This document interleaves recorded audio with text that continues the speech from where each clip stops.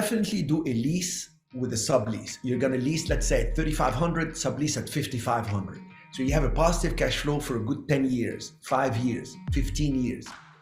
But sooner or later, after you finish the deal, you're going to find out you did a good deal when you could have done a better deal, even the best deal. How do you get from a good to better to best? A good deal is a lease and sublease. A better deal is a lease and sublease with an option to purchase. The best deal is doing all this at the best possible price with the best possible spread of the lease sublease, because when you get a lease and sublease, if you're paying 3,500 and you're subleasing at 5,500, when you have an option to buy and you go to the bank and you say, I want to buy this, you already have a tenant in the building that's paying you 5,500. And you're telling them, I'm paying 35 because I'm leasing, but I have an option to buy. Would you give me a loan? And they're going to calculate the value of the property based on the 5,500 you're receiving from the tenant.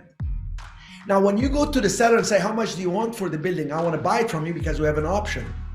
Why don't you, Mr. Seller, Mrs. Seller, get it appraised? When the appraiser will come for the seller, they're going to appraise it based on what you're paying, because the seller is getting from you 3,500. So the seller is going to get the appraisal based on 3,500 a month income, when you're going to get the bank appraisal is going to be based on 5,500 income.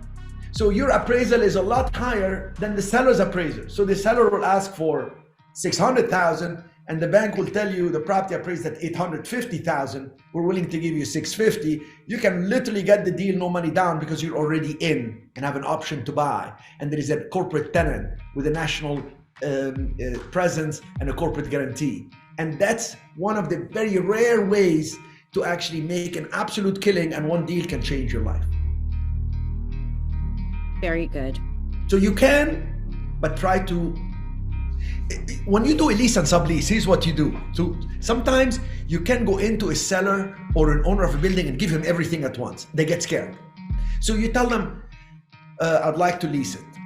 And then in the contract that you present, it has to have that you are responsible. You have the right to do a sublease, but you will stay financially obligated to the landlord.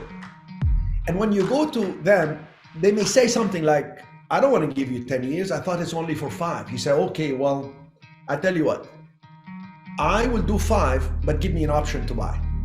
See, so it's like a quid pro quo. It's like this for that. Have them ask for something and then come back with like, okay, then give me an option to buy. Well, at what price? Well, you can have it appraised, because whatever you're paying is going to be less than whatever you're receiving.